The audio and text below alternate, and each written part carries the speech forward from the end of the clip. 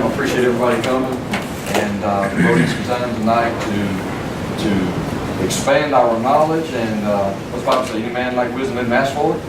I've asked for some wisdom, and these two gentlemen are going to share some of their wisdom. They have been in ministry for over 20 some odd years, children's ministry and youth ministry and adult ministry.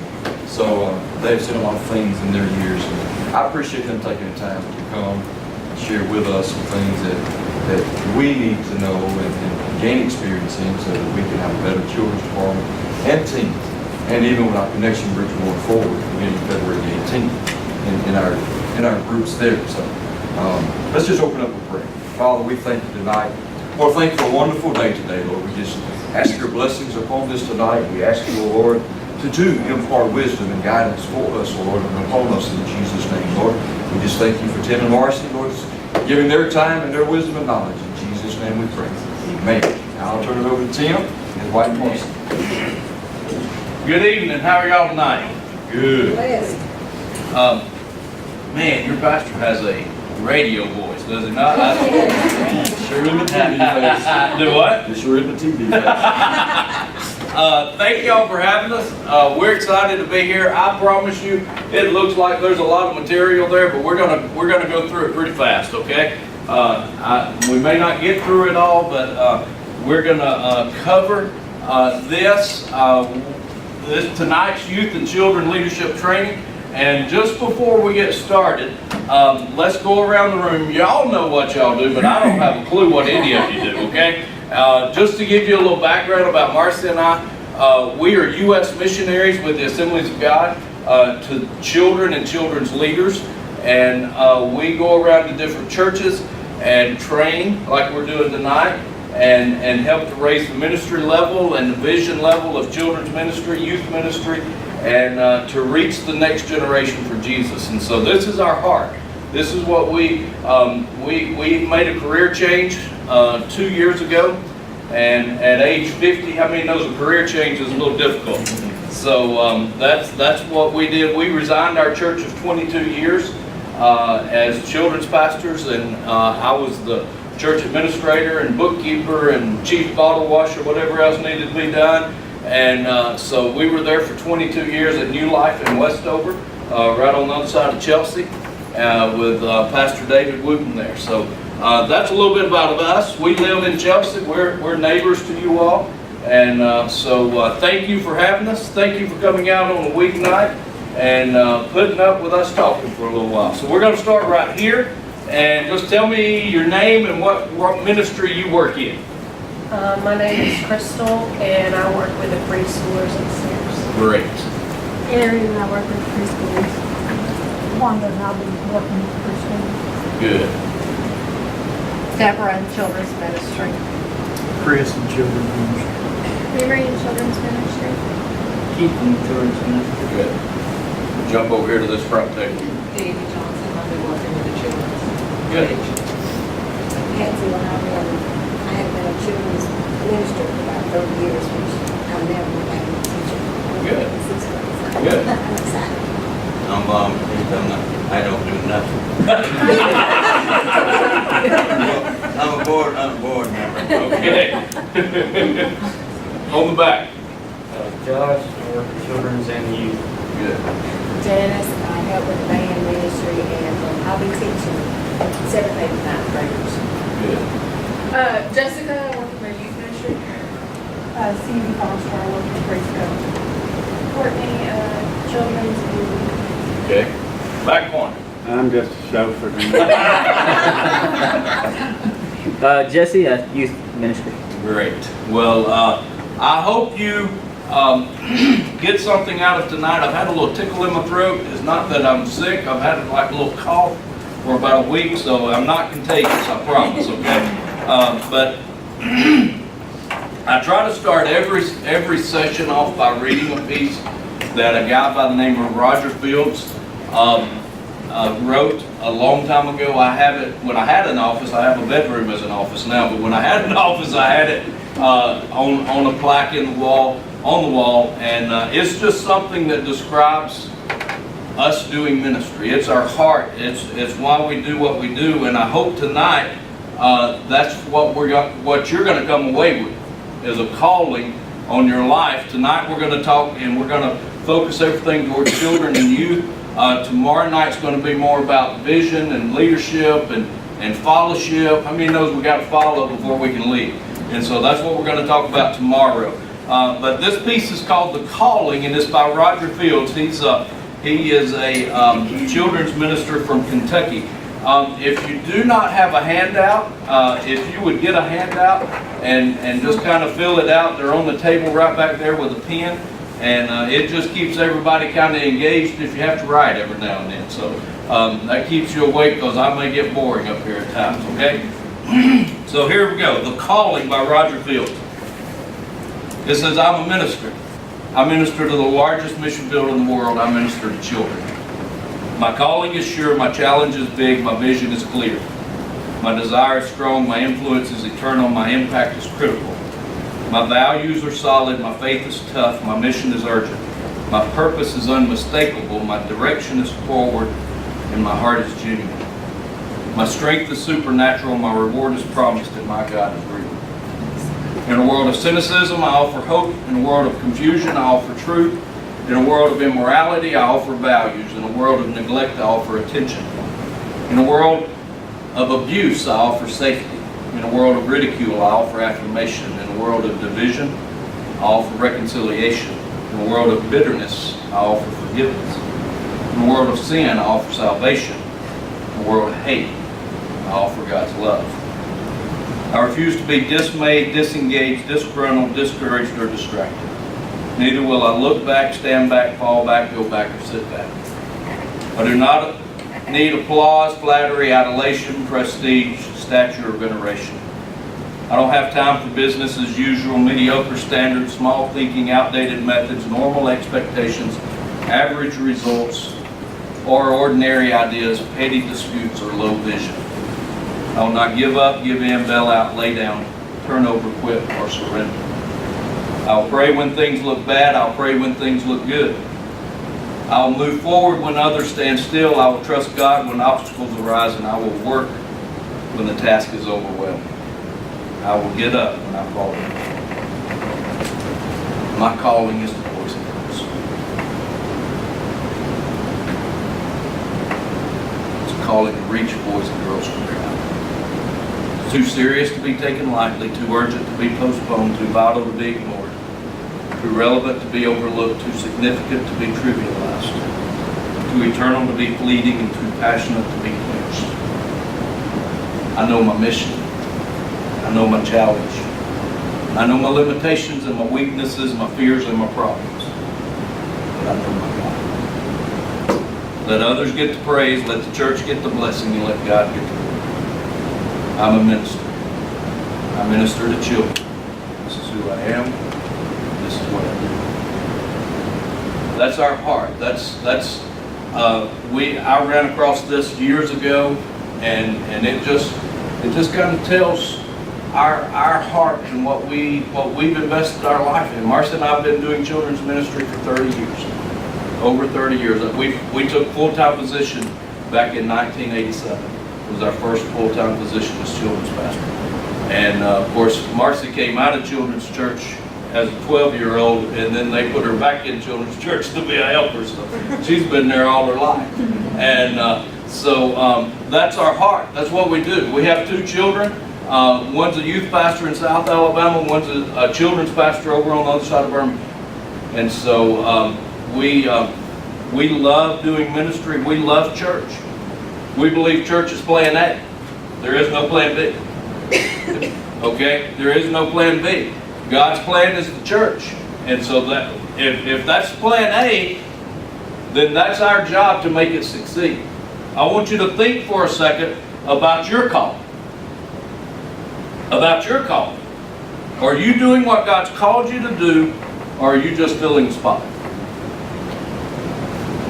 Are you doing something in ministry right now just because you know there's a need and you say, I can do it? Or are you called to do it? Because here's the thing, we're going to talk about it tomorrow night in the leadership about being a volunteer or are you a leader. But tonight, I want you just to think about your calling. God made you to do a specific thing. He gifted you to do what you're called to do. I tell all the time that God, when you start growing up, God gives you a suitcase and He puts everything in that suitcase that you're going to need for your life. All the bad stuff, all the good stuff, everything you have to walk through, God's allowed. I'm not saying He put it in there, but He's allowed it to go into your suitcase so that you can pull from it. There's going to be boys and girls, there's going to be teenagers that walk through these doors that's going to need some of the hardship stuff that you walk through in your life, if that's your call. Okay? And so tonight I want you to look about, see your calling. What is your calling? Are you just filling a job? Because you know the church needs it. We all need those crack fillers. That's what I call them. They're crack fillers. We all need crack fillers, but you're not going to do your very best if you're not called to do what you're doing. You're going to skip out. When something better comes along that you want to do in your personal life, you're going to skip out of it.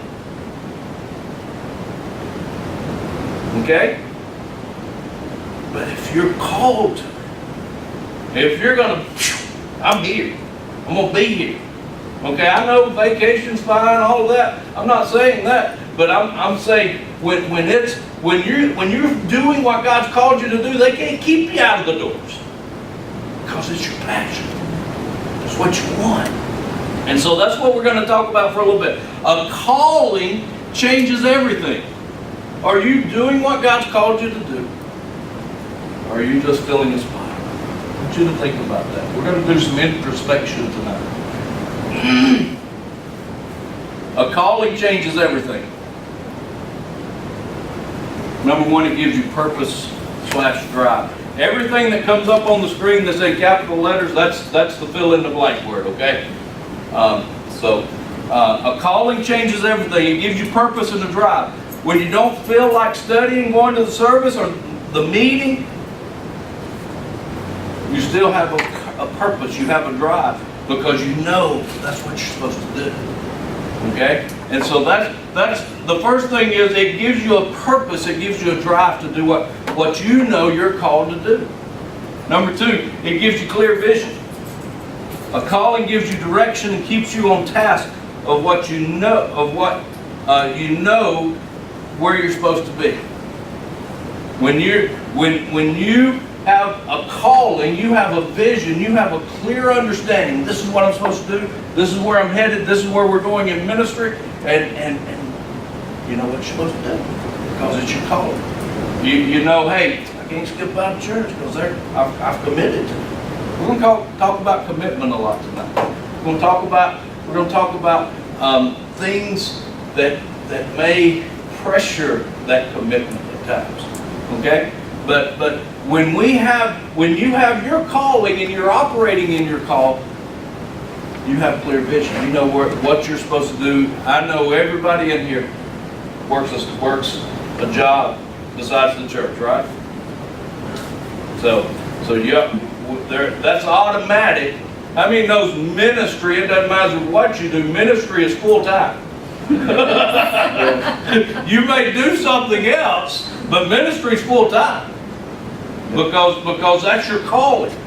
We had a music guy in our church, and he said my calling is to do music. I have to go to work to pay the bills.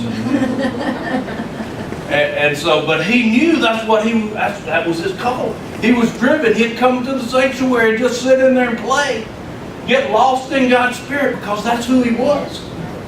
That's who he was. That's what he did. And he was an architect by day and a musician by night. Because that was his call. I want you to think about what's your call. Do you eat, sleep, children's ministry? Do you eat, sleep, whatever grade, preschool? 4th, 5th, 6th, 7th grade? Youth ministry? See an idea as you watch a movie. Oh. Have to get your phone out and type something down when you're in the middle of watching something. Go, oh, that's a great idea. That'll work. You know, and so that's kind of what a calling is. Number 3, it keeps you coming back. It keeps you coming back. Without a calling, every pastor in the world would quit most Mondays. Just happens. Every children leader. Every children leader, that's right. Youth leader. Knowing what God has made you, knowing what God has made you to do keeps you going. It's not that you're working for the church, any person or any organization. You're working for the King of Kings, doing what He's created you to do. We've all been created to build a kingdom. That's our job. That's what we're supposed to do. That's our calling. We all have purpose. He's given us abilities. Remember the parable of the talents? Everybody got talent. Everybody got something. Because that's just God created us. We have God. We have Him inside of us. We're made in His image. You're not working for Amazing Grace. You're not working for pastor. You're working for the King of Kings. You're working for Him. So when you commit to it, you're not committing to the leadership of the church. You've committed to the King of Kings. You've committed to Him. So that just makes it a little more concrete. Because when you fail, you don't fail them. I think about it all the time. It's like when I'm praying for somebody for healing. It's not on me. I'm just supposed to obey, lay my hands on them and pray. It's up to God. The same with us. What God's called you to do, even though it flows through this man's vision right here, it's still on you and God for what you do. Colossians chapter 3, verse 23 and 24. It says, work willingly at whatever you do as though you were working for the Lord rather than people. Remember that the Lord will give you an inheritance as a reward. And the master you are serving is Christ. The master you are serving is Christ. Team ministry. Somebody exclaimed that we're all on the same team. We are all on the same team here. We are all together as one. Because here's the thing. If children's church works right, youth ministry works right. If youth and children work right, the adult works right. Okay? The neat thing about New Life, like I said, we were there for 22 years. Our lead pastor was there for 24 years, still there. We were there for 22. Our youth pastor was there for 17. When we left October of 2016 was the first staff change of that church in 17 years. And we were all full-time.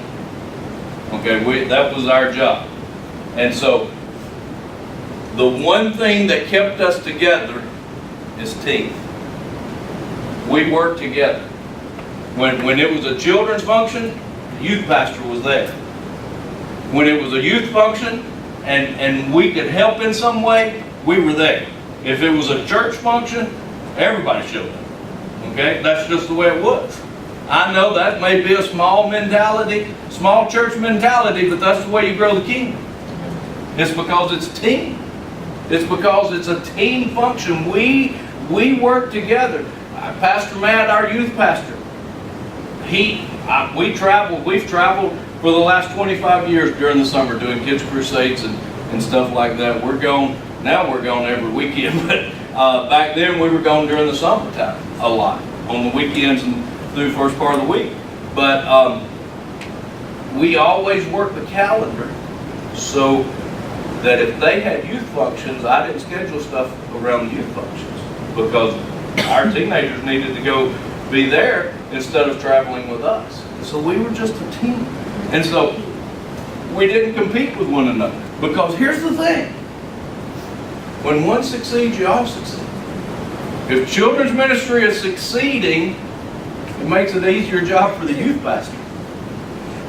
Because you're raising up kids that's already connected to God, that's already connected, knows how to worship, has a foundation laid, and they move into youth, and then the youth pastor doesn't have to start over at the foundation level. They just move it up. Remember Jesus feeding the 5,000 in Matthew 14? Which actually was closer to 15,000 because of the women and children. Jesus helped organize the people into small groups as of 50 people or more. Then he gathered the bread and the fish and broke it among the disciples. Then he sent them out to feed the groups. Jesus could have fed those groups. He could have done it by himself because he was the Son of God. But you know what he did? He broke it, he prayed for it, he broke it. And he gave each disciple a basket. You know what he did? He put the miracle in the disciples' hands.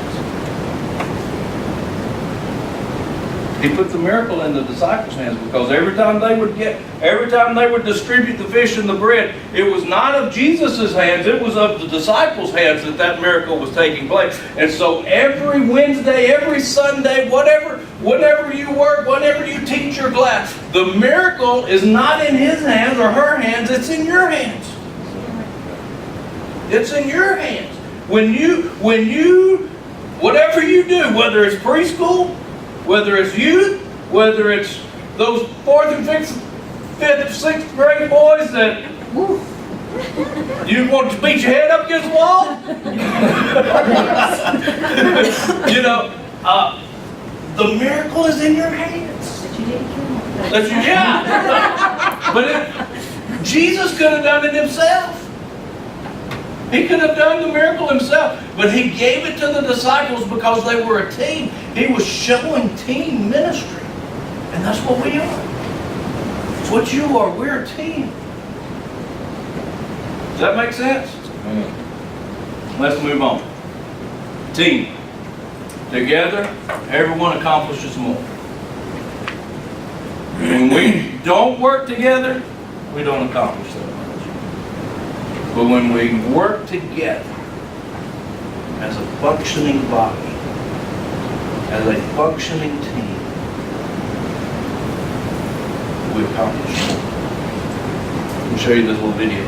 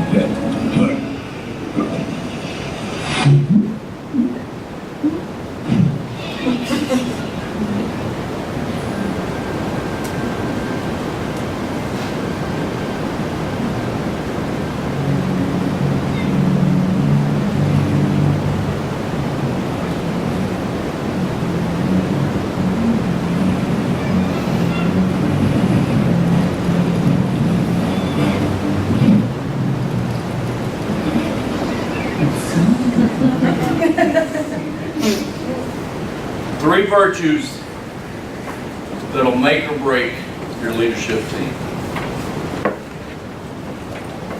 Number one, be a team player. Every single one of us is one or we're not a team player. In a variety of different ways, different places, different areas of your life. Most folks can determine if someone they work with or live with is being a team player. Don't look around the room, don't point no fingers. Ask yourself the question, am I a team player? Am I a team player in what I'm doing here at the church? Everybody loves being on the team. What does that mean? It means to give in to your wants for the wants of the team. It means to give up your desires to do what's best for the team. See where we're going with that? So are you a team player? When you try to help someone, even yourself grow as a team member, it's not always easy to determine how to do it and what steps to take. Thing is, deny yourself. What's better for the team instead of what's better for me. Okay? The three virtues are not only simple, but they're very practical. The best part of these three virtues is that they can be learned. How many likes to learn? Here's the thing. If you quit learning, you're done. When you quit being teachable, you're done. Okay? When you say I've arrived, every time I use my GPS almost every day. And every time you get to a place, what does it say? You have arrived. I look at Mark and say, I have arrived. But when we have arrived, we're done. You're done. Okay? So when you think I've learned everything that I can learn, I've been doing children's ministry for 30 years. And we'll talk about it a little bit later. I spend 25% of my week trying to learn different things about new ways to do children's ministry. Because I know I'm not there. What I could do 30 years ago, totally different today. Okay? So we can grow in how to become a team player. First one is humble. Ideal team players are humble. They lack excessive ego or concerns about status. Humble people are quick to point out the contributions of others and slow to seek attention of their own. They share credit, emphasize team over self, and define success collectively rather than individually. It's not about them. It's not about me. It's about everybody. Second, hungry. Ideal team players are hungry. They're always looking for more things to do, more things to learn, more responsibility to take on. Hungry people almost never have to be pushed by a manager to work harder because they're self-motivated and diligent. They're constantly thinking about the next step or the next opportunity. A team person is hungry. They're humble. And last, they're smart.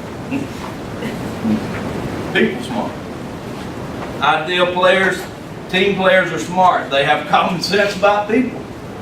Smart people tend to know what's happening in a group situation and how to deal with others in the most effective way. They have good judgment and initiative around the details of the group dynamics and the impacts of their words and actions. They're smart. How many's ever been around a group and there's one person in the group, you know they just don't have a clue. That's not a good team player, not because they're choosing not to, they just don't have a clue. But you can learn. You can watch people. God can give you discernment on how to be with people, because that's the thing. If you're humble, it doesn't matter what you want, it's what everybody else wants. If you're hungry, there's always more to do. And then if you're smart, you're going to look about how it affects everybody, not just how it affects you.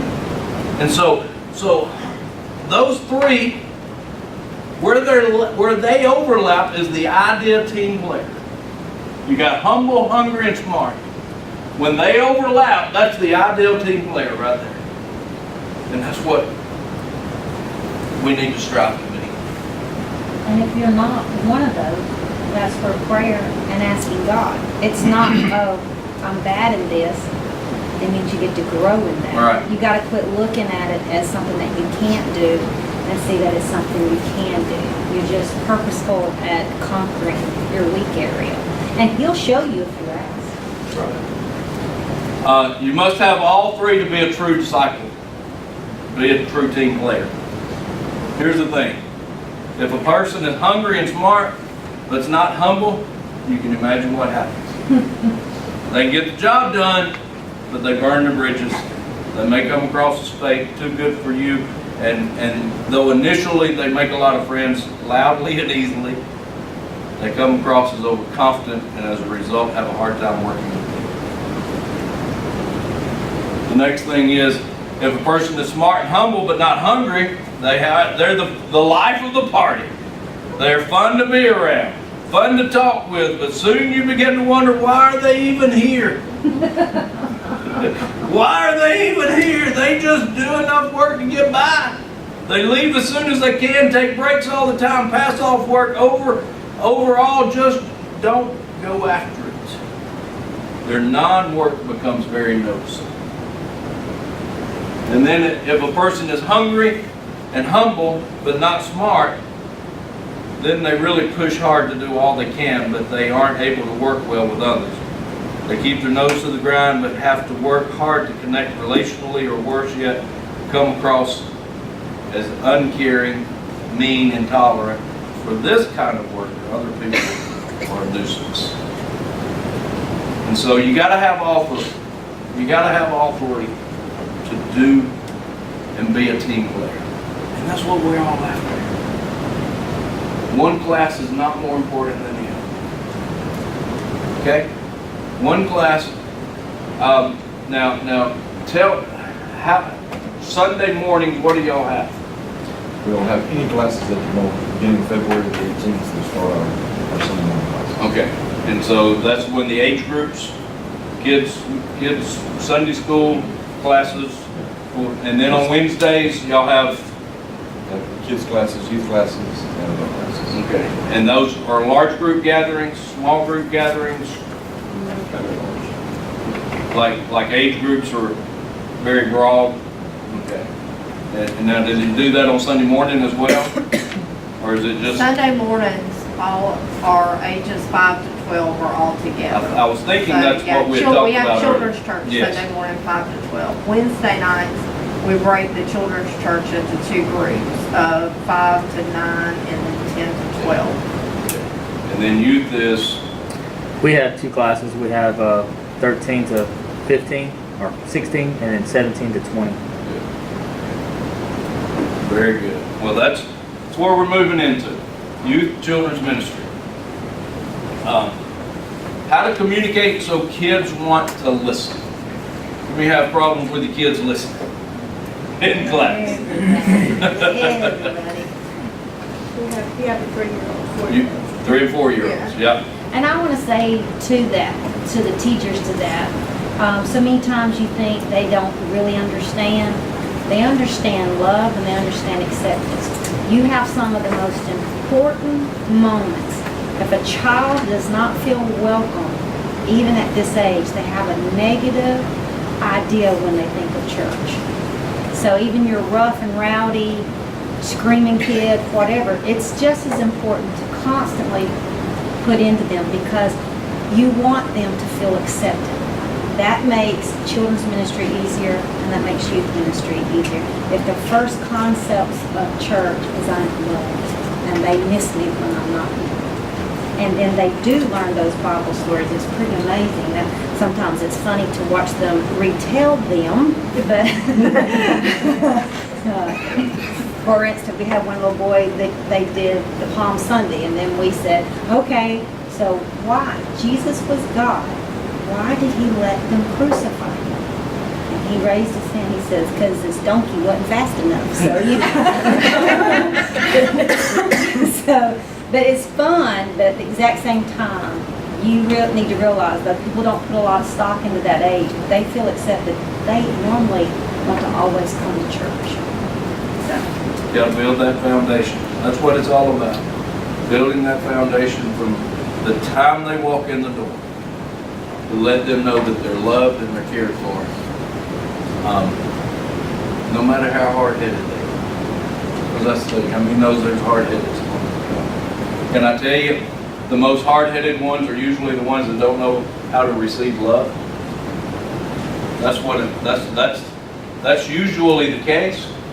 Is they don't know how to handle it, so the only thing they know how to do is act out because they've never had anybody care for them. And so the only way to break that is just to continue to love them. Because sooner or later you'll build that relationship with them. And they're going to cry. The thing is, you gotta be consistent. You gotta be there for them, okay? You gotta develop a relationship with them. We're gonna talk about that a little bit later. But how to communicate so kids wanna listen. Tips to be a dynamic communicator. How many knows our message is the most important message in the world? Amen. There is nothing more important than sharing the gospel with a kid. Okay? Nothing more important than sharing the gospel with children or youth, because they are in their formidable years. There's a book out there called Transforming Children into Spiritual Champions by George Barna. If you work in children's ministry, you need to read that book. It is incredible. He talks about how many's heard the stat that that a person needs to receive Christ by the age of 18, or it's 85% chance that they're not going to get saved. How many's ever heard that stat? It's down to 12 now. Down to 12 now. It's called Transforming Children into Spiritual Champions by George Barna. How many's ever heard of any of the Barna stats? They do a lot of research and stuff like that. And so, but our message is the most important message in the world to communicate to boys and girls. So our job is communication is an art that must be developed. We all have more work to do to be a better communicator. Like I said earlier, when I was children's pastor, I would spend almost a whole day every week watching YouTube videos, watching different children's ministries that's have videos out or anything like that, trying to learn a different technique, trying to learn a different method, trying to get a little better, trying to read books like that one, or different books that are out there, just different things to try to make to be better than what I am. Because like I said, when we quit growing, we've stopped. We've lost our influence. When we quit growing, when even as a Christian, when you say, hey, I've gotten all the Bible I need. I've read it through 20 times. Still more to get. And so when we quit growing as a Christian, we quit growing, period. And the same is as a leader. You're a leader. You're a leader. Your job's important.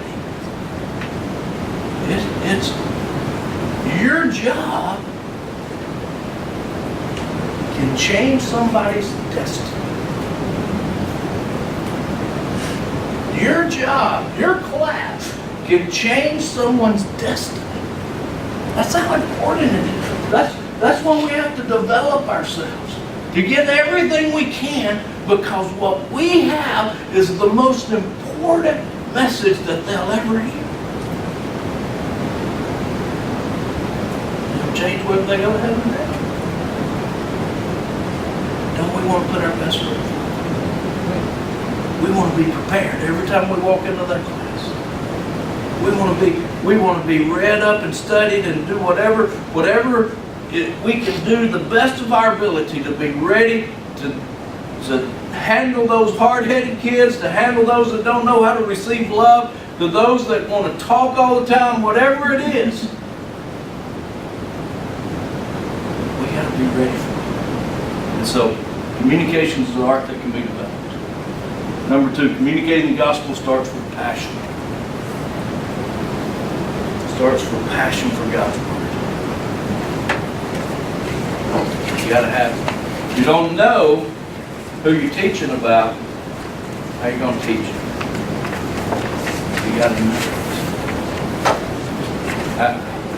I want to do this little video. It's a 5-minute video where it gives a break from what I'm doing. This is a technique that I saw about 3 or 4 years ago. This is from Willie George Ministries out in Tulsa, Oklahoma. It's their children's church, and this is a Bible story that they tell, and it's not just to be used for children, but you can adapt it and actually use it for youth too. Okay, So, this is the video. Everyone, my name is Dan, and this is my buddy Andrew. Hello. And we're here to tell you a Bible story. This story begins in the land of Israel. It was a very scary time. The Israelites were living in terror. Sorry. Okay. At any given moment, their enemy, the evil Midianites, could attack from the east and kill everything in their path, destroying their crops, destroying their donkeys, destroying their sheep, destroying their camels. Okay. The problem here is Israel was God's chosen people, and now they're without food, without shelter, and being bullied at every turn.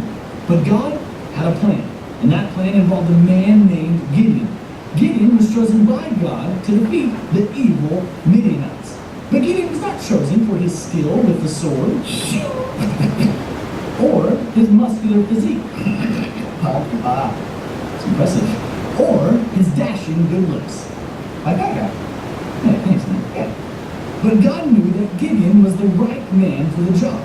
God saw something in him that no one else could see. The small intestine. His heart. Oh, right, sorry. One day, an angel appeared to Gideon. The angel told.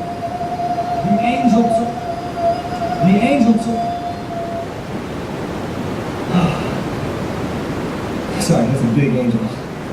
So, the angel told Gideon that God wanted to use him to defeat the Midianites. But Gideon was shocked. He said, why me? I'm just a regular guy. But the angel said, the Lord is with you, mighty man of valor. So Gideon followed the angel's instructions and gathered an army of 32,000 men. And they began to march towards the camp of their enemy, the evil Midianites. But then the Lord stopped Gideon. God said, send home any man who's afraid. Well, 22,000 men dropped their swords. You okay? Yeah, I got myself in the foot a little bit. Okay. I'm fine, keep going. All right. So Gideon only had 10,000 men left, but they regrouped and they kept on marching. But again, God stopped Gideon. He told Gideon to lead the men down to the river for a drink. 300 men cut the water with their hands.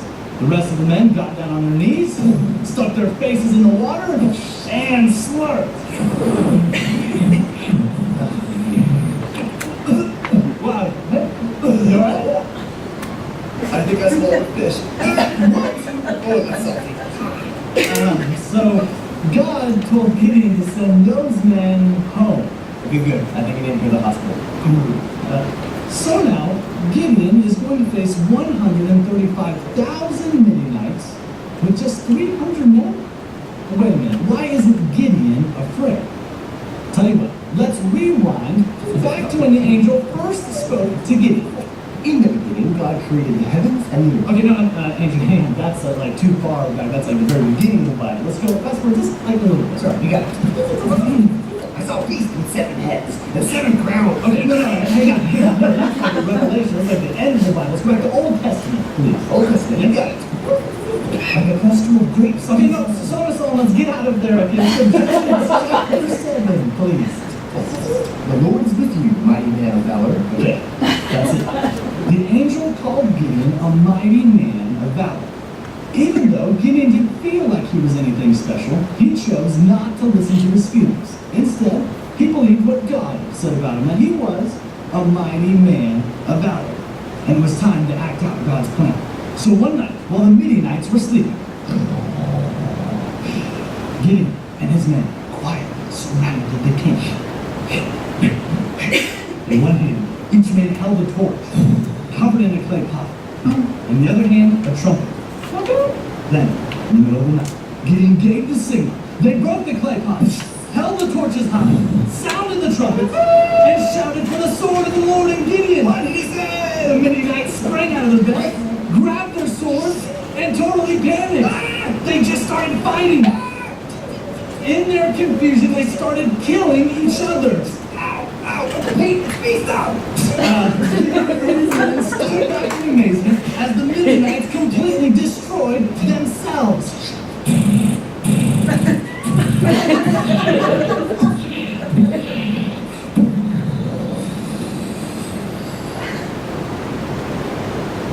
That day, Gideon defeated the Midianites because he always believed what God said about him, that he was a mighty man of valor. Hey everyone, my name is Dan.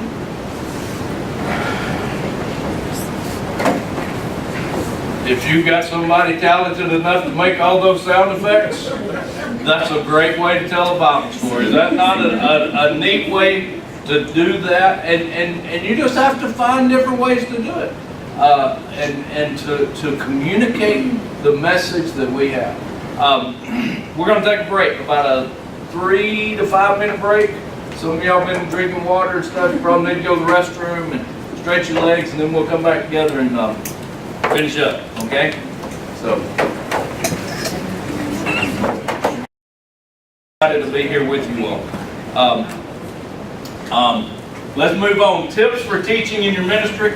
Roughly 85% of those who accept Christ as Savior will do so between the ages of 4 and 12. And I would guess that the majority of that are those in middle elementary age. What we do with these kids is very, very important. What you teach them on any given class time could change their lives.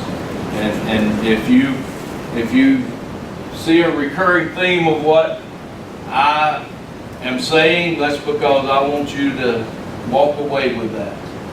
That what you do makes a difference. Okay? You're important. Even though after you've done it for a while and you think, man, I need to just step back. I need to break. If you got a calling, it's going to push you forward. Okay? And not saying that it's not appropriate at times to take a break, but you don't step out and don't step back in. So that's amazing. 4 to 12. Our society is coming to our children much, much younger with more things they have any business ever knowing, and the common sense they don't ever get. And so we've got to bring Christ, because Christ brings a common sense and a good right from wrong. And if we don't do it young, the media is getting, we all know this is a babysitter. We can all say it's not. It babysits on many different spectrums, and it still comes at them. There's commercials that teach some things that shouldn't teach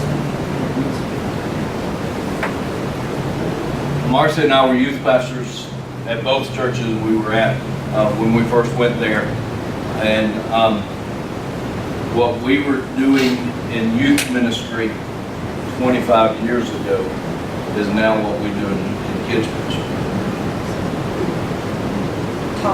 Topics that have the kids are facing now in elementary school, what used to be taught and they would face in high school. We're just more careful how we bring it up. That's right. I mean, it still has to be a sensitive area. But just know, as a class teacher of early elementary students, middle elementary students, junior high, high school, if they're not receiving it from home, they're receiving it in the bus on the way. Their education. Sex education, the way of life education, all of that, they're receiving education from somebody. And our job is to give it to them before they hear it from anybody else. Because truth matters. Truth matters. As children get older, sticking to the truth of God's Word should be our utmost important. We can't water it down. There's the word, water down. Or skirt around. They don't need to know every minute detail of a Bible story. We know we get carried away in Bible stories, and We want to make sure, bam, bam, bam, they get the whole Bible story. They don't need to know all the Bible story. Okay? That's, as they grow older, they can get that. He's talking about prostitution and all that. Just different stuff. They don't need to know all the details. They need to know the general overview of the story. David killed Goliath. This is how he did it. You know, and stuff like that to tell the story. But the teaching is the truth, is what they need. They need to know the truth. Teaching anything less than the truth is wrong. Okay? We can't water down the truth just because it's an 8-year-old boy. We can't water down the truth. We can't skirt the issue. I watched a guy Sunday night, missionary to China. The only way they can talk about Christ is if somebody asks them. They're missionaries to China, but they teach English in the college there. That's the only way they're allowed into the country. And they were in a coffee house one night, and one of his friends that he had built a relationship with, the way they see converts is they get a friend, they make friends with them, and they build a relationship, and at some point that friend's going to ask a question. And this friend asked Daniel a question. When I die, am I going to heaven? What if an 8-year-old asks me? We can't water it down. We can be less direct. But the truth is, Jesus is the way, the truth, and the life. He's the only way to heaven. So a way to answer that question is, if you don't have Jesus in your heart, if you're not following Jesus, then yes. So we got to tell the truth. The truth is the most important thing that we can share with boys and girls. Another tip for teaching is enthusiasm. It engages with elementary age kids.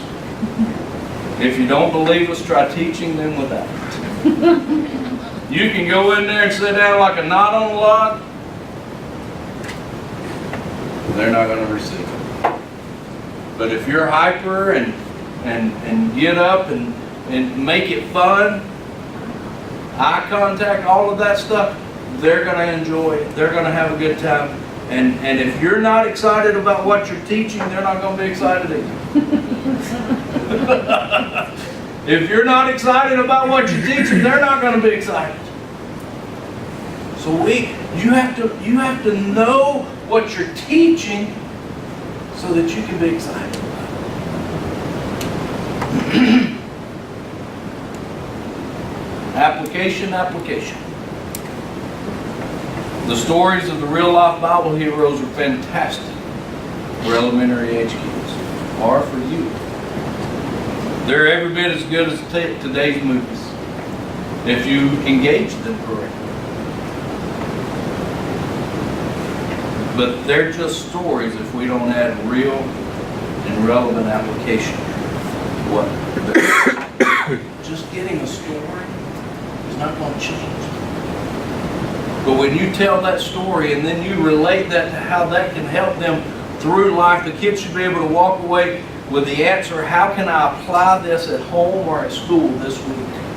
Everything we teach, they should be able to say, how can I apply this at home? How can I apply this at school? How can I apply this week? If they can't apply it to their lives,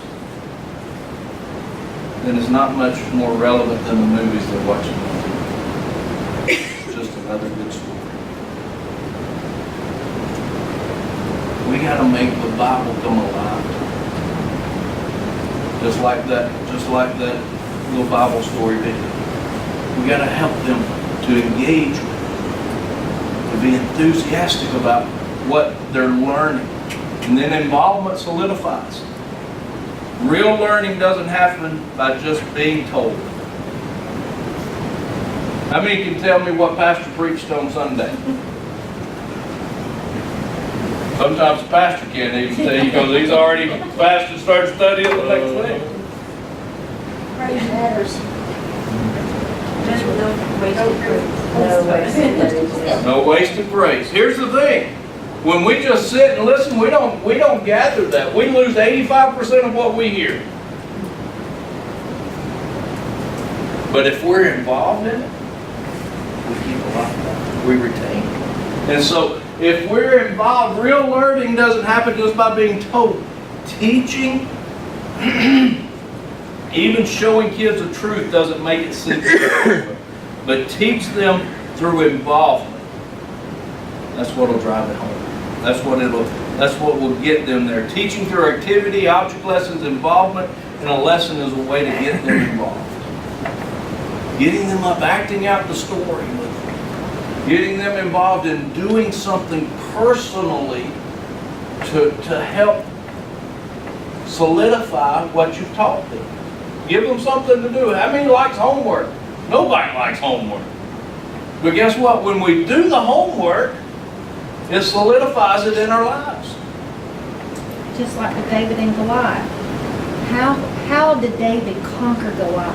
What can Goliath represent in your life? You stop me after you tell the story, you make sure they understood the story, and then you turn around and said, he had faith in God.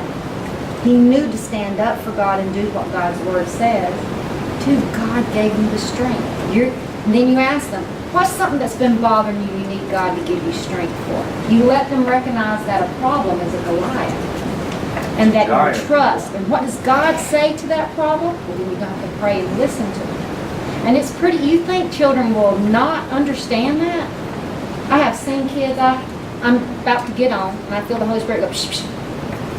And I remember one, I said, Tyler, because we started some worship song, and he was, so I walked over there to the back, he was in the back, and I said, Tyler, what are you thinking?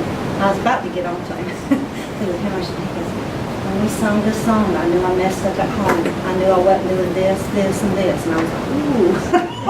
I was fixing to get on to it. And he heard the Lord in the middle of a song. And they don't even recognize it as the Lord.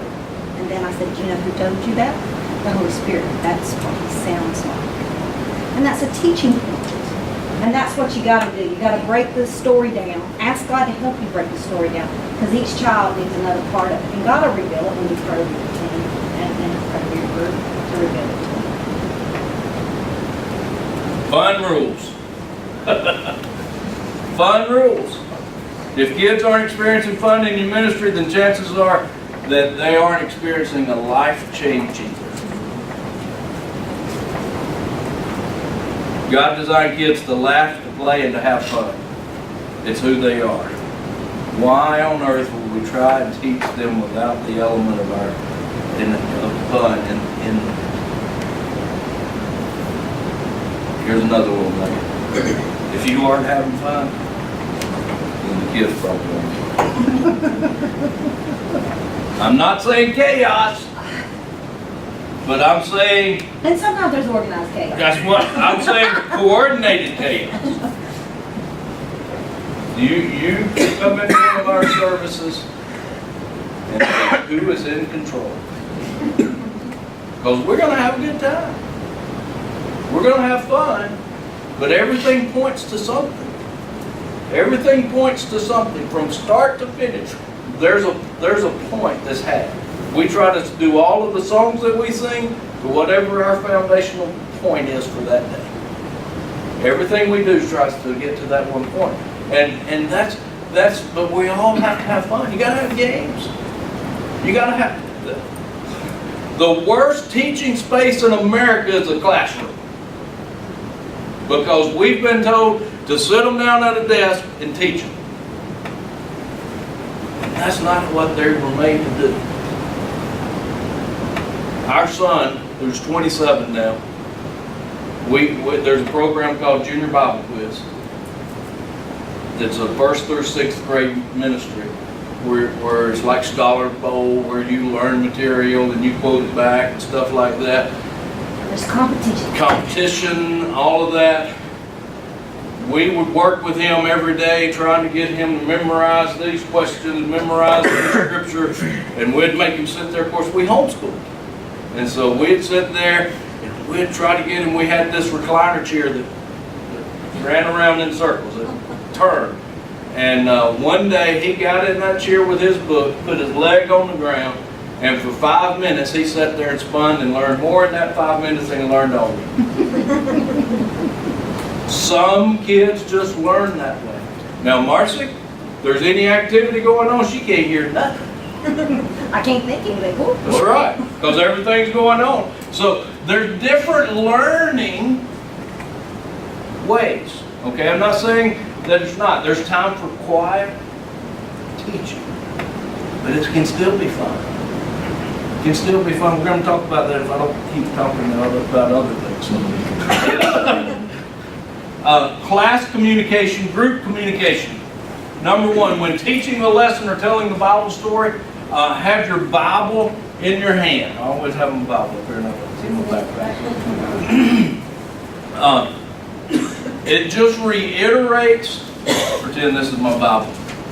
If you're telling a Bible story, Marcy pointed out that the video a while ago that guy did not have his Bible. It was a storybook in his hand. I always try to have my Bible in my hand if I'm telling a Bible story, because that relates to them. It's truth, it's coming from God's Word, and it's from here, it's not made up. Okay? And so when I'm telling a Bible story, whether that's with a puppet, and I'm talking to a puppet, then I still have my Bible in my hand, or have it where I can reach and get it and talk about it and stuff like that. So when teaching the lesson or telling a Bible story, have your Bible in your hand. Number two, change your volume and inflection often. Some of these are not capitalized.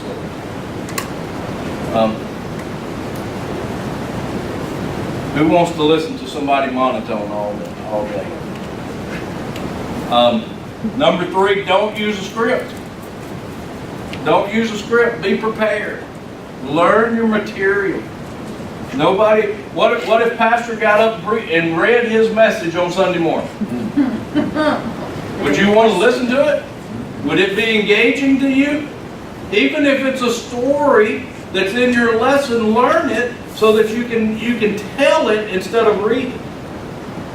Okay? So even if it's a skit, if y'all do skits in your children's ministry classes and stuff, a skit doesn't have to be word for word.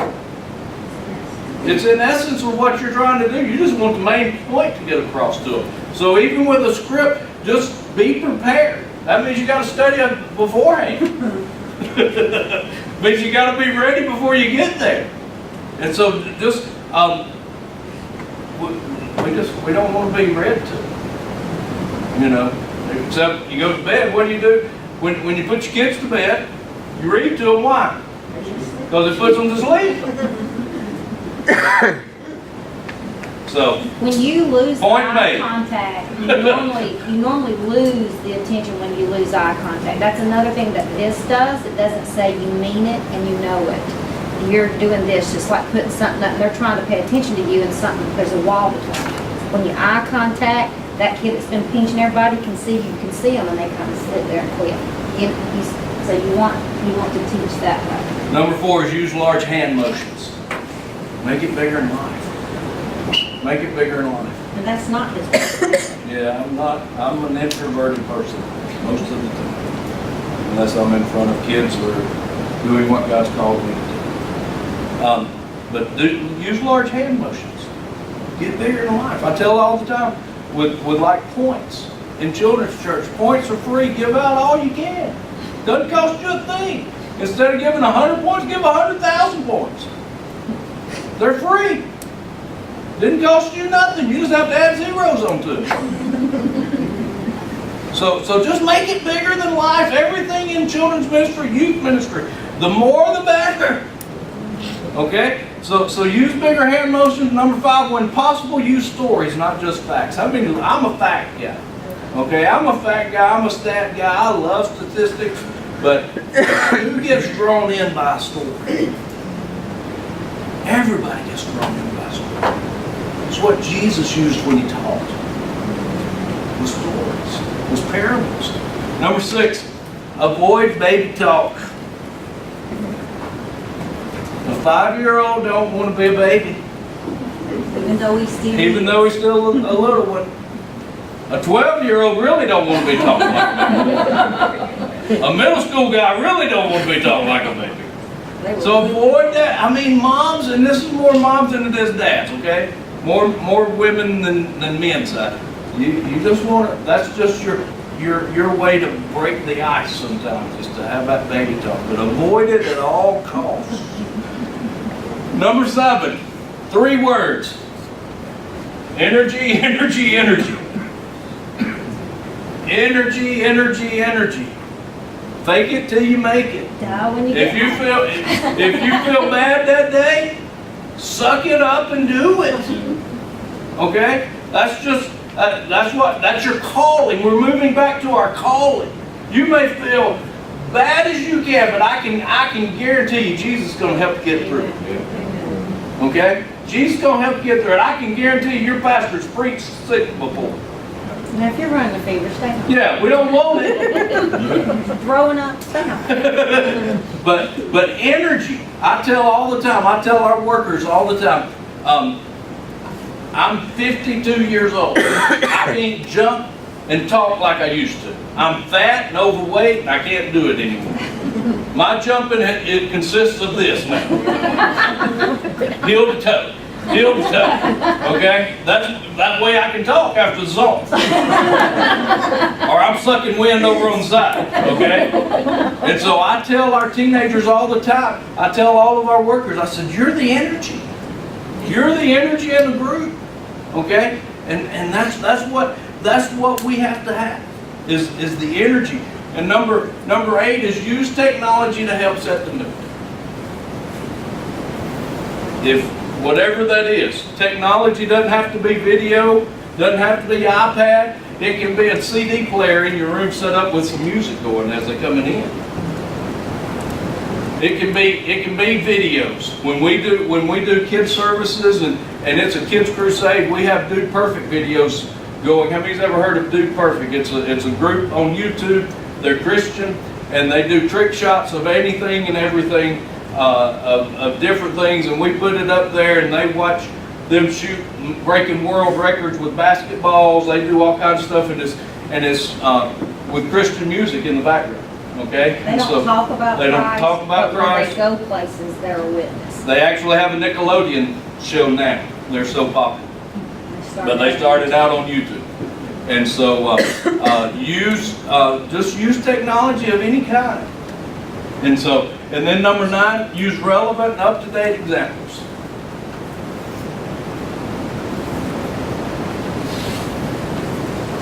I'll just let that sink in a minute. I'm not dating myself, but if you're teaching children or teenagers and you use a beeper as an example, they're probably not going to know what a beeper is. How many in here know what a beeper is? A few of you, some of you don't. A beeper is pre-cell phone. I had an 8-year-old the other day ask, "What y'all do before smartphones?" We were hooked to the wall, baby. So use up-to-date examples, use relevant examples, get into their world. Get into their world and use the terminology that they use. We're not saying change the message. So the message is the same. We just got to change terminology. And number 10, in a setting of varying ages, aim for the oldest person in the room. And children. I'm going to go a step further. I don't put it on the screen because I don't want anybody to think I'm a male chauvinist. The teaching is actually aimed for the oldest male in the room. A 12-year-old boy is going to control your classroom if they're the oldest in the room. By doing nothing. By doing nothing. Sitting against the wall. They intimidate everybody. The 6-year-old's going to do the same thing the 12-year-old's going to do. The girls are going to do the same thing the 12-year-old boy's going to do. Or the 18-year-old. Whoever's the oldest in the room, the male is going to control the room in activity.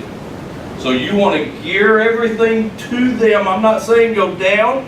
You've got first, 5-year-olds to 12-year-olds? I'm not saying reach down to get the 12, but the 5-year-olds are going to reach up a lot higher than you think. Because they're going to try to be cool like the 12-year-olds. Okay? And so you want to aim for the oldest male in the room. That's in children's ministry, youth ministry. I don't know about adults. Now, if your oldest male is 7 or 8, and you have a 12-year-old girl, you're gonna have to go up to 12, okay? But what we're saying, we've seen it throughout our ministry. Women's rights can fuss all they want. Tim cannot be in the room. He could be preaching that Sunday. They don't even know he's not coming. Nobody has said nothing to him. And the boys' side, at some point, as I start service, I'm gonna have to shut Children's Church down, get the boys under control, and I'm the disciplinary. He's not. I'm the one that'll take you outside, because he's got to keep it running. And I'm the one they're really scared of, but they don't know that, because it's a girl. And so therefore, what we learned is when Timmy was preaching, he would just walk in, hey, y'all got such and such set up, talk to the workers just a little bit. You'd see that boys go up as soon as his presence. He don't even address the boys. You'd see it simmer back down.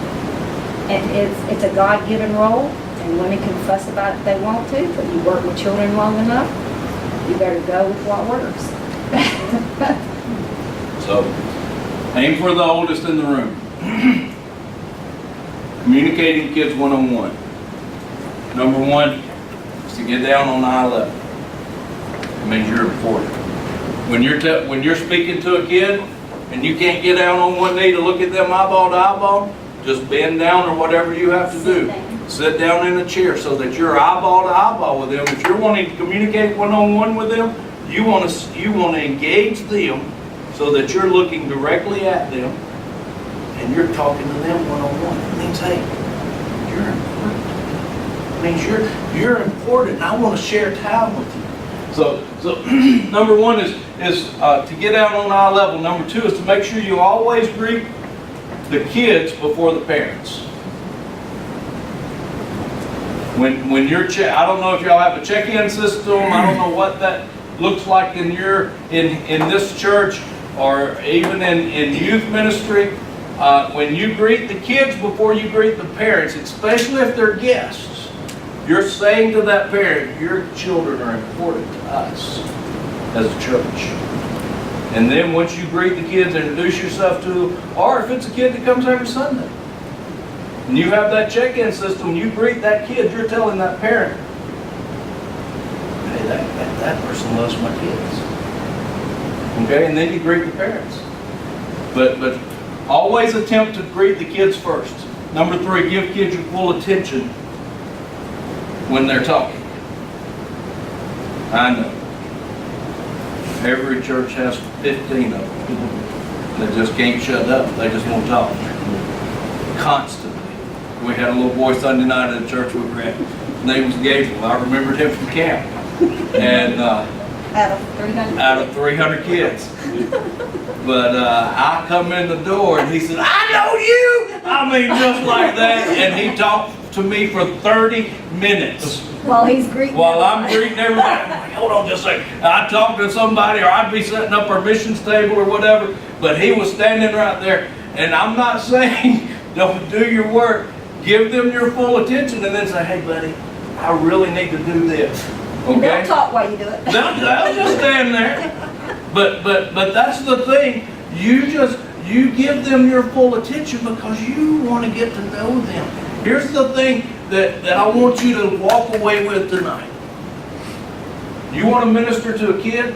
You want to minister to a student? Be in a relationship with them. You're going to get inside their life. If you're bussing kids in, the only way that can happen is you're intentionally going to that person every time they're in the door, getting to know something about that person.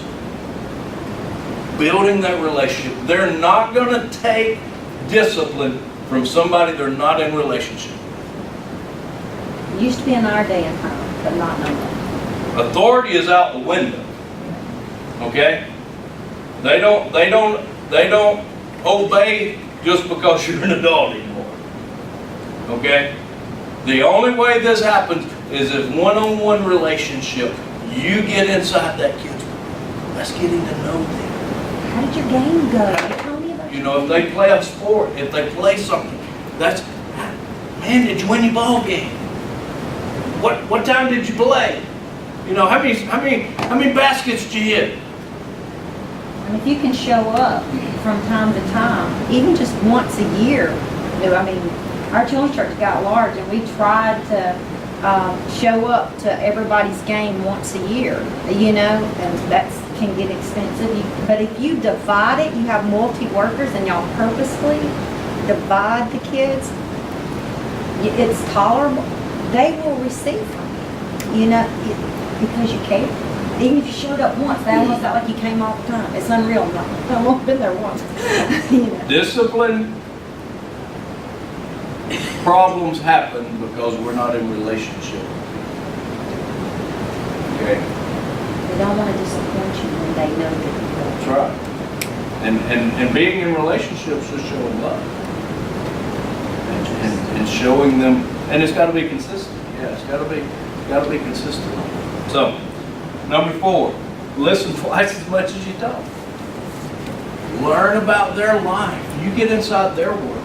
What's their favorite video game? What do they play?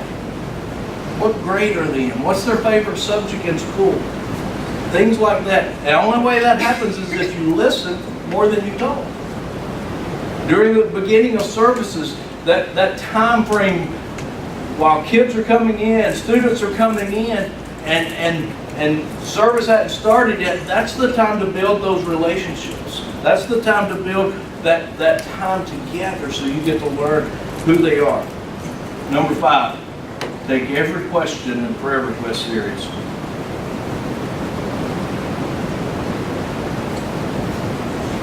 They may say, will you pray for my dog?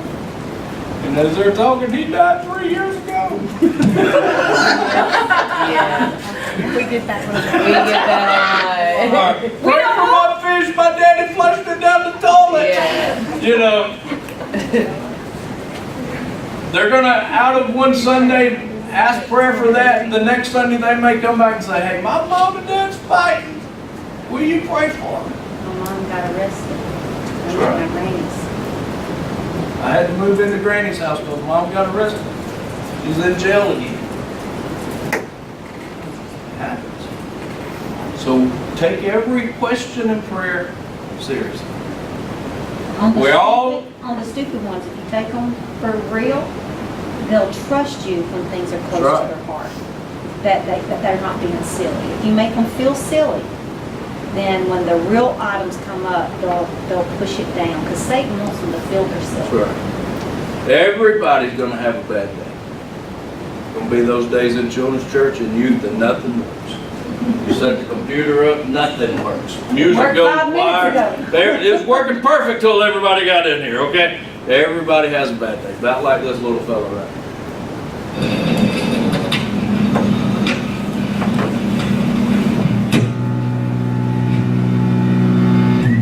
Got fired.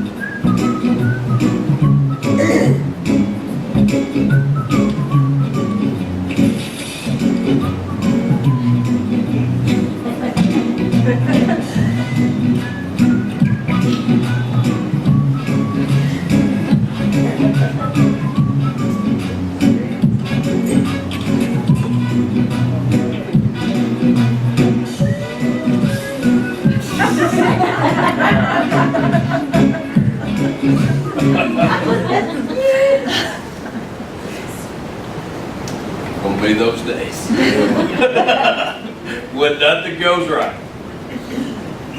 Just gotta He's say, still oh, God of the day. He's still God of the day. Still the day that the Lord has made. Basics in children's church and class leaders. First, before we do anything, I know from these two up here, and they probably tell you all the time, but thanks for doing what you do. Thank you for doing the ministry that God's called you to do, or if you're just filling a crack right now. Whatever that is. Sometimes From- when you fill in the crack, you find out you were That's called. right. That's right. So from these two, they didn't ask me to say it, not paying me anything else to say it. But I know from the bottom of their hearts they want to tell you thank you. Because this church would not function without you guys. Okay? So I'm just going to run through some of these. These are things that we've seen in ministry, and you'll see an underlying theme to some of them. It's just things we've seen through the years, and it's really just statements. It's really not even teaching things. So if you see something that grabs your attention and you want to question something about it, feel free to ask, okay? So if you have something, please be prepared. If you have something to do that day in the class, please be prepared. The kids know when you have not prepared. They know when somebody's just shooting from their hip. Okay? Somebody's going to control the class. Somebody's going to be in control. Okay? And if we're not prepared, then they're going to be in control. Okay? So study before you get there. I could tell with our workers, I shot to have all of our children's church material, and we use Dropbox. I shot to have children's ministry stuff in there 1 month in advance. And that way, whoever was doing stuff in children's church, my job is to equip the saints. My job is, I told our workers all the time, my job is to work myself out of a job. I'm supposed to teach you how to do it. And so that was my job. For years, I opened service and closed service. They did everything else. And that was what I felt like my goal was to do. So everybody had their stuff in a month in advance, and they would do it. I could tell if they had not prepared, because they were standing outside the children's church door with their paper trying to figure out what they in was. Dropbox. Or they come in and say, Pastor Tim, do you have so-and-so? The rule was, if you need something for Sunday, ask me by Wednesday, and I'll have it there for you. And so I knew when they had not prepared. Okay? And so the thing is, for you all, just study before you get there. Make sure you got all the stuff. Don't take anything for granted that it's already here ready to go. Okay? We don't need to assume anything. Please do not read your part, study it, and know it. It's much more engaging with the kids if you interact while you're doing your part. Okay? There again, talking about reading and having it prepared, ready to go before you get there. And then don't just get up there and recite your part. You may know the story of we had one girl that worked with us. She was smart enough, she could quote it. But that's what she did, she quoted it. It wasn't an interaction, whatever the story was, she had learned that story word for word out of the Bible, and she had just quoted it, which is pretty cool. But it wasn't engaging telling the story, okay? And so that's, you don't just get up there and recite your part. They want interaction with them, whether it's in a class or not. And then know your material. You can cover more time if you need to, or you can cut it short and still cover the main points that need to be covered. Does that make sense? If you know the material and you run short on time, you know, hey, I got to hit this. And you can, a pastor does it all the time in his message. Y'all just think they're long with it. When he knows he's short of time, they start cutting stuff out. But that's because they know the material and know where they're going. And so that's the thing, is to know the material and know where you're going to get to where you're at. The next is we need to be interacting with the kids, not with one another or our friends. If you're in with your class, if it's your time to work, interact with the kids. There's more than one of you when it's in a larger setting and you have more workers, especially teenagers. They want to group together. Even young mamas, oh my gosh, such and such and such and such. That's not the time. That's the time for you to be with the kids. Y'all either get there early or stay late. We teach that. Don't be in your own world. Make friends with your kids. That's just. Next is the leader of the service should be able to step up at any point and tie everything together to make the main point come together. Does that make sense? If you know the material well enough, the leader of the class, the leader of the service can tie everything together to make the idea come across the kids. And the last thing here is if you commit to being and leading in a ministry, There's no excuse for missing too many services. If you've committed, the church is needing you, expecting you to be there, to be in your now like we said earlier, flu, stomach stuff. Hey, Or call ahead of time. When you know you're coming down with something, go ahead and call, even if you think you're not sure. Let whoever's in charge have a backup plan if that in the morning you wake up and you're bad. Or if you wake up and didn't have a clue, call as soon as you know. Don't wait till your time. we're gonna stop right there. There's some questions. The rest of that is just object lessons and stuff like that. And, I can give you those points real quick if you want them. But we've covered a lot. What's something that you may face in your class that we didn't cover, that you need help with? I may not have an answer. Marcia may not have an answer. That's why you Google stuff. Anything. What do you do in your class when you have a 3 or 4-year-old that just refuses to sit in the seat? They lay on the floor. They cry.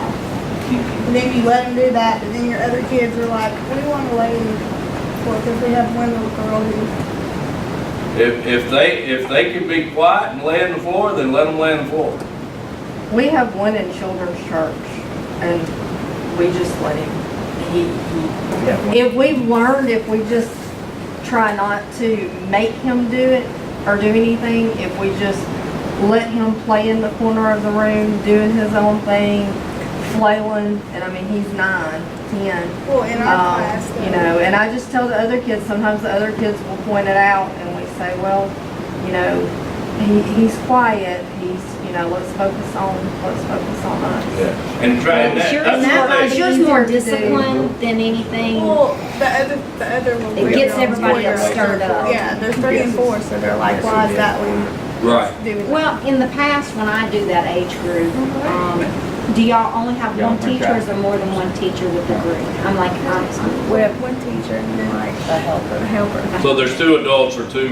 well, something that I do is I just scoop them up. And they can be frailing in my lap, but to the other kids, it looks like there's somebody tending to them. And you can't do that when there's only one teacher. Because that's very distracting. But then I just sit there calmly talking. That's with you a know. 7 or 8-year-old as well. I've had to pull a boy beside me and just sit there and sit there until finally they just quit. I hate you. Mom, I like you. I'm If- sorry. If You know, they're we- disrupting, then something has to be done.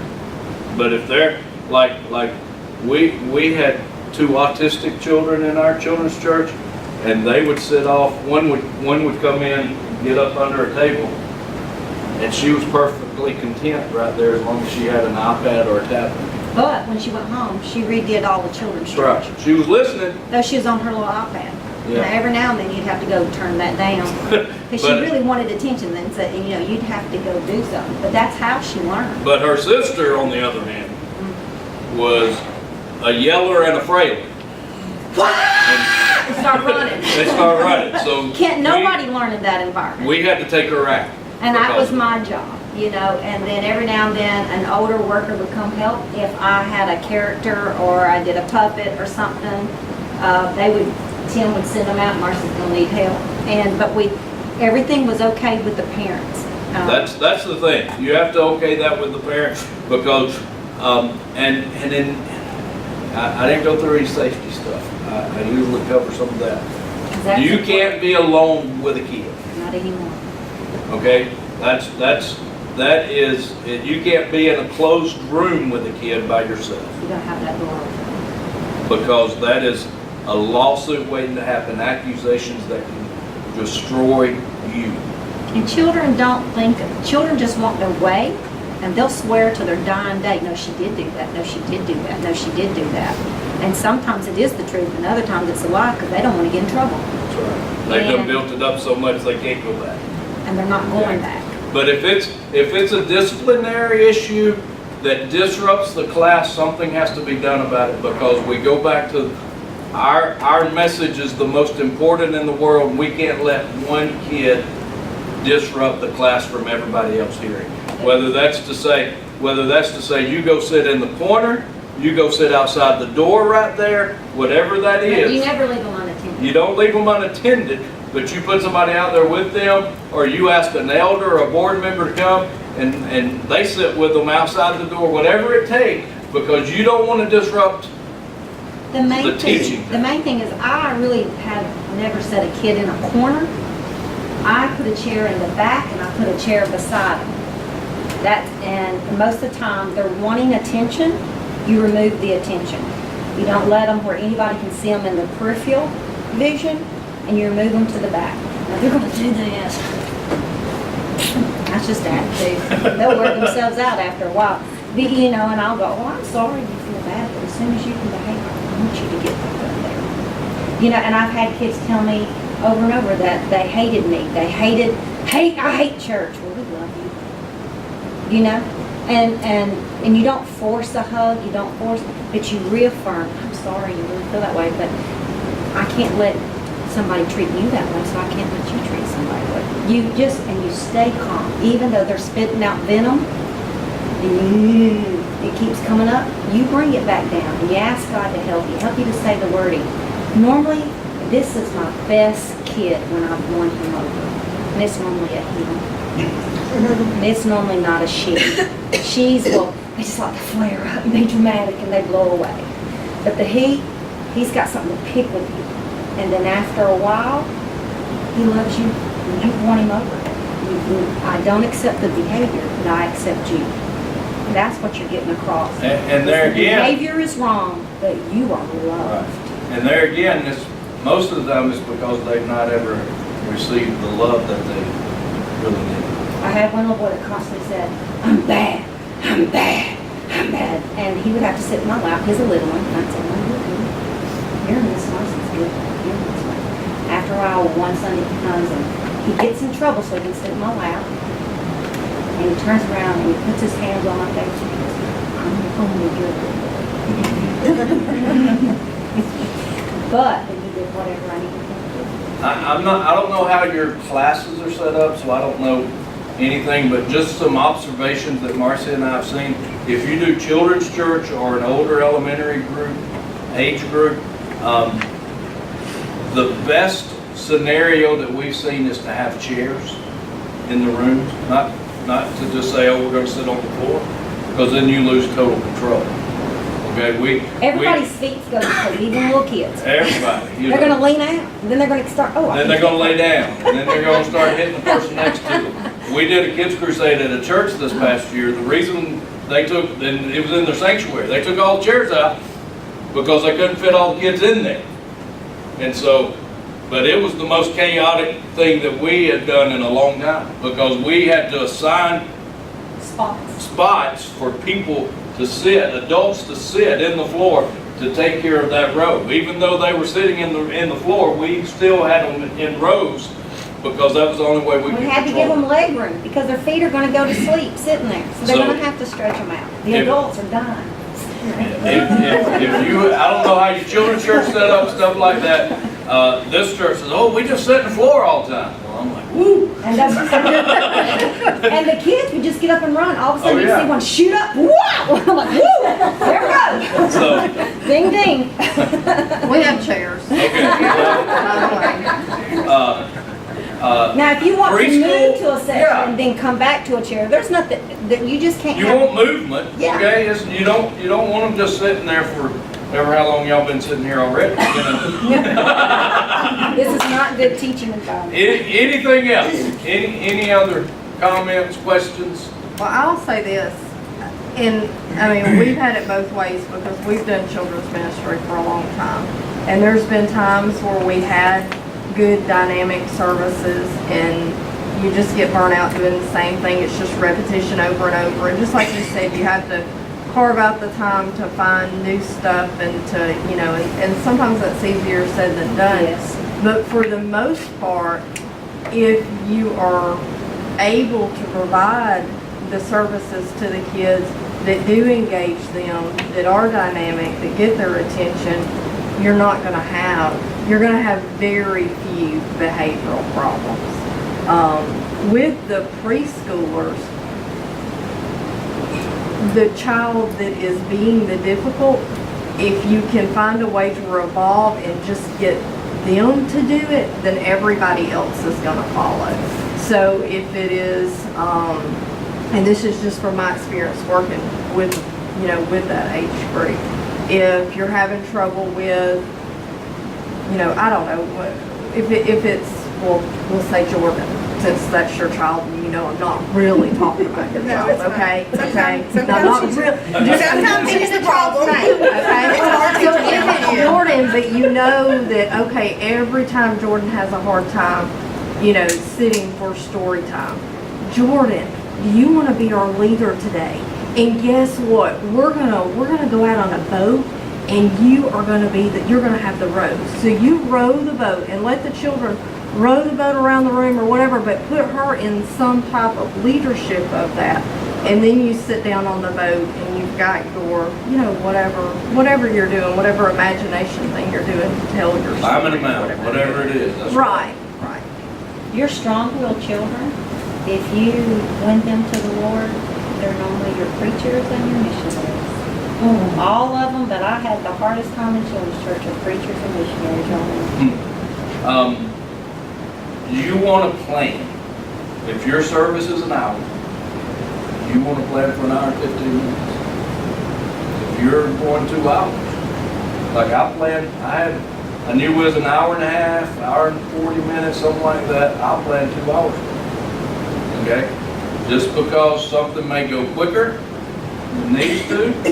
So, and the problem happens when you don't have anything planned. We have our services. I can show you outlines. I think I showed you outlines from the career. We have everything on our kids' services is 5 to 7 minute clips. We have different people talk. Everything, the voice changes every 5 to 7 minutes in our ministry. That's just the way it is. Because that's the attention span of a child. Okay? And so you want something changed, you want to be different doing something every 5 to 7 minutes in your class. Okay? Whatever you're doing. If that's story time, 5 to 7 minutes, you can come back to it again later. Do another 5 to 7 minutes in a different format than what you did. So you want to change every 5 to 7 minutes of what you're doing. But you got to have those things planned out. Okay? You got to have those things And once you planned. get used to doing it, it's not hard to Right. plan. And your kids kind of know how you're fixing to divert. It's just like everybody has, even though we're a spirit-filled church, everybody has a liturgy, okay? Everybody has order of service. Whether we're Pentecostal or not, we still want the Spirit to move, but there's got to be a plan there to do it, okay? And so everybody knows, hey, we're going to sing 3 songs offering tonight, or whatever it is, you're going, or maybe it's not the number of songs, we're going to worship for 30 minutes and then we're going to take it off, and then there's going to be announcements and all of this. You may have that, but I change it up every now and then, just because they don't need to be, they know what's coming. That's okay for them to know, but you don't want to get them in a routine. So. Would you say that the teenagers are a lot the same way as far as when we youth pastored, we had no training, but there was one thing I discovered: if I could keep them moving from station to station, sit on the floor, give the testimonies, get up, go over here, get in the seat, do something, it helped. How often would you say you need to change the voice or the activity in like a teenager? I think it's a different there. You still have to have different. Yeah, you have to have different what's the word I'm looking for? Themes in the service. But as far as a different voice, I don't think it has to be. I think the youth pastor, if they do a praise and worship time, that's one part of the service. I know youth ministries that do a game, some type of high energy impact game right at the beginning or something, a crowd breaker game, anything like that. to burn energy. It doesn't matter how old they are, adults included. If you sit at your office desk all day, you don't want to sit in a pew or in a chair. We're around this round table. Okay? And so you want to get up and move and do something. So moving, but here's the thing, you watch TV, you watch movies, Play games. you play a video game, anything like that, that screen, if you're watching a TV show, that screen is changing every 5 to 7 minutes. 5 to 7 seconds. Camera angle's changing, they've moved the camera to a different side. It may be the same scene, they've changed sides of faces, they've changed something every 5 to 7 seconds. That's because smartphones and screens, everybody's got a screen in front of them now. Okay? And so it's taught us that our attention span's changed. Okay? It used to be that a child's attention span is the age of them. Okay? A 3-year-old had 3 minutes, a 10-year-old had 10 minutes. That's not the case anymore because of video games. It teaches the brain to change. That's right. It craves a change. So I think the attention span of a teenager is more than that. But even with a message, you got to engage them somehow when you're preaching to keep them engaged into it. So a 20-minute message for a teenager is a lot. So. But if the spirit is moving, Right. it happens. It can happen in Well, I mean, worship in children's church, and it's amazing what God can do, but it's not an every week thing. anything else? Thank you for having us. Thank you for letting us come and hopefully give you something to hang on to help you in your ministry. My challenge would be to pray and say, God, am I doing what you created me to do? That would be my challenge to you. I want you to walk away from what you committed to do. But ask God, am I doing, God, what you created me to do? Is this my call? We all have a call. Okay? So that's my challenge. And the calling isn't necessarily something that comes easy to you. I'm telling you, this man at our house is quiet and is happy and he only has to say 4 words. And when people that we work with, because he learned to adapt so that he could minister how God wanted him to. When people come to our home, personal home, and all they've ever seen is PT at church, I would say, now let me tell you, Timmy normally had his truck, and they were normally in my van. And I said, let me tell you now, Pastor Tim's a quiet man. Okay, no. Pastor Tim is a quiet man. You're going to think he doesn't want you there or something, but he is just as engaged in the conversations that are going around, and he is paying attention. He just don't necessarily have to say anything. When he first got in ministry, he said, he said, well, once he got licensed, he goes, well, I'm not going to do funerals, I'm not going to go to the hospitals, I'm not going to the nursing home. Guess what God made him get real good at? So just because something doesn't come easy doesn't mean it's not a call. That's right. That's good. Do you have any clips of your services that we could watch? I don't know. You don't have the old computer. I don't have the old computer. But we use our workers as characters, so everybody teaches the main thing at some point. And what that does is you give different ways of looking at a Bible story, because people's coming in doing different things, but it's all got the same message, and you're engaging all your thinkers, all the different ways of learning. So it's not just him always teaching or him always doing the object lesson. So when we said people had to come prepared, they had to come prepared. And sometimes having teenagers being prepared, that's fun. I know y'all come up with a lot of your own curriculum, but out of the curriculums that you guys used in children's ministry, what would have been your favorite? At different ages, different time periods are different things. We did near the end some of the videos, but the videos don't teach. That's the only problem, is a lot of churches want to put the video in, and that's it. Timmy would take the videos and he'd break it up in 6 minutes to 7 minute segments. And then our characters would come in between them and we're teaching whatever that is. We do the scripture verse with them, not the video doing the scripture verse with them. So there's a lot of interaction, but this is a video-driven society right now. We've got to use the video, but they have to learn to communicate with people. We can't, even if they're happy, we can toss it in. This group is becoming illiterate in communication. And we have to teach them because God is all about us communicating His love. And so we did that. And there's some free ones that are really good. Yeah, there's some free stuff out there that are video driven that's really good. LifeKids.tv, it's Craig Rochelle's stuff out of Oklahoma.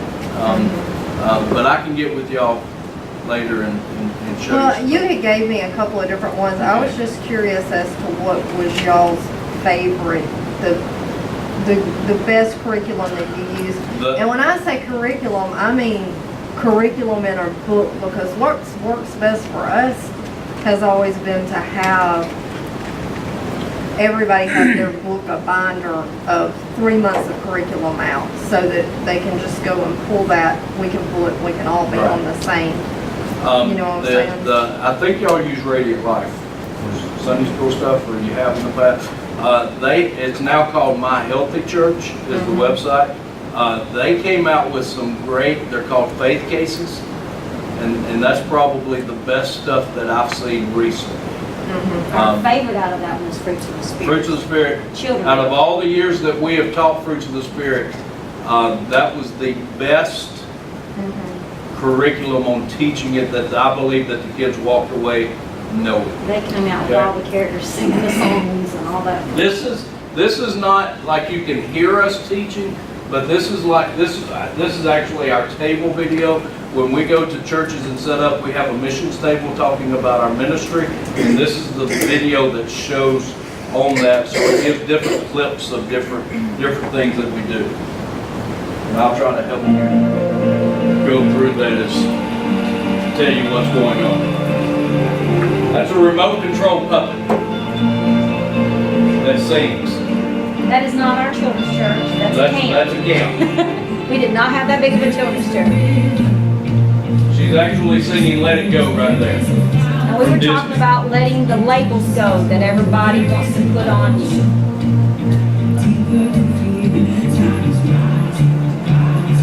This was at our church doing a fall festival.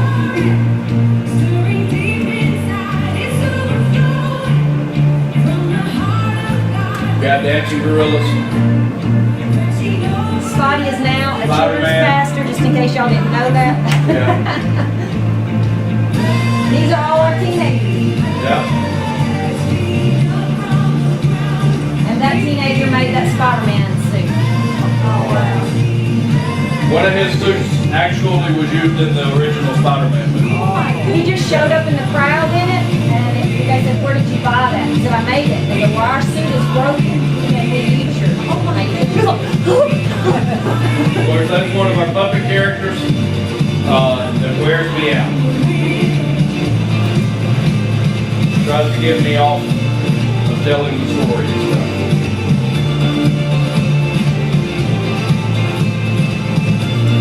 That's actually really the only hand puppet we use now. That's one of our characters. Our thing in ministry is it's not just one person up there doing a lesson, it's a character up there instead of just somebody. And we do That's our daughter. Her character is Miss Lowen. She's doing an object lesson. That's me doing the magic trick.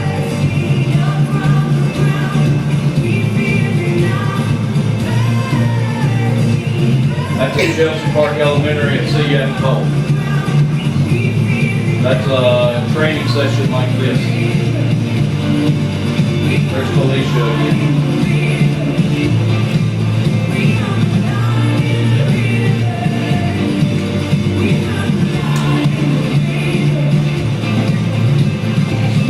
That's actually at our house. That's a blacklight puppet.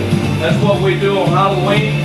And we do black light puppet out of our dining room window as they come up to trick or treat. And then we get to go talk with them about what it is and actually share the gospel with them.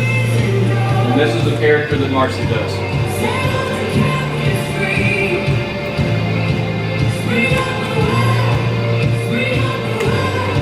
Talking about, see a pie plate there, it's probably talking about what's on the inside. Doing God's plan, that's my own plan. Sitting there that way.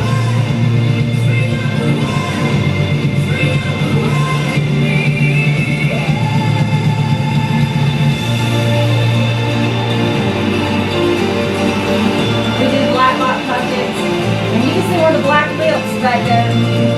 He's getting ready, obviously, when he's doing black light. If you know anything about chemistry, those are incredible object lessons. I tell people all the time, I wish I'd have paid attention in chemistry class because dry ice and some soap suds do incredible stuff.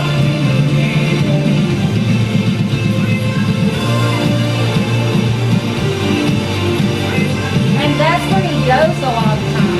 He'll go to a magic trick store. They used to have one in Birmingham. And he would go and he would see it, and the guy, they never tell you how to do it, so y'all need to be prepared. You're paying for the instructions. The items that you buy, that you spend that $75 is normally something cheap. The knowledge of how it works is what you're doing. But he would just go in, the guy would do it in front of him, he'd see, what can I do with that? What can I do with that? In children's church. And so then he would come up with a lesson, and then after he'd collect something, we'd do a theme around it. So. But on our Facebook page, there's actually some other videos out there of our services, and you can either do Tim Jones on Facebook or Next Gen. We'll have either one. We have a Next Gen page too. So. Would that be kind of the typical children's church type? That would be what we do in services, yeah. People would ask all the time, do you do this on like at camps and stuff? When we were, the Lord has blessed us way beyond what we could have ever imagined of this little Leeds boy and doing what God's called me to do, because we've been able to preach to thousands of children and to do 600 to 800 at a time. Okay, and they ask, is this a typical children's church? And what we do for the 600, we do for the 20. Okay, and in the same, it may not be as big, but you just go whatever stage you got, that's what you do. Okay, and so that's same preparation. Yeah. Same preparation. The neat thing about like we do an internship now. We had 7 interns with us this past summer, and they traveled with us for 2 months. We did 42 kids services in 61 days, and we were able to speak to over 2,800 boys and girls, and we saw over 600 saved for the very first time, and over 500 filled with the Holy Spirit. And that was hands-on training for those guys to do that. But they actually got to learn what we did at the camp of 400 to 500. We did a camp of 2. I mean, a church kids crusade with 2 kids. Okay, so but we did the same exact service because those 2 are just as important as those 500. You don't know what those 2 are going to grow up to be. That's right. So that was a teaching experience for the interns, you know. So How old do you have to be an intern? 16 or older, and Young adults are much wanted. yeah. So. Yeah, we're just talking. Sorry. Any other questions? Maybe you don't tonight as you go through your work tomorrow, and people won't have time to kind of think back over what was going on. If something comes to your mind, got a name. We'll meet back tomorrow night at 6:30 and we'll be going over some different material. And but bring your questions back. We'll be in the gym tomorrow night. We'll have a class going on here, so we'll be set up back there. We'll use the same time frame. I have a question somehow. I had to write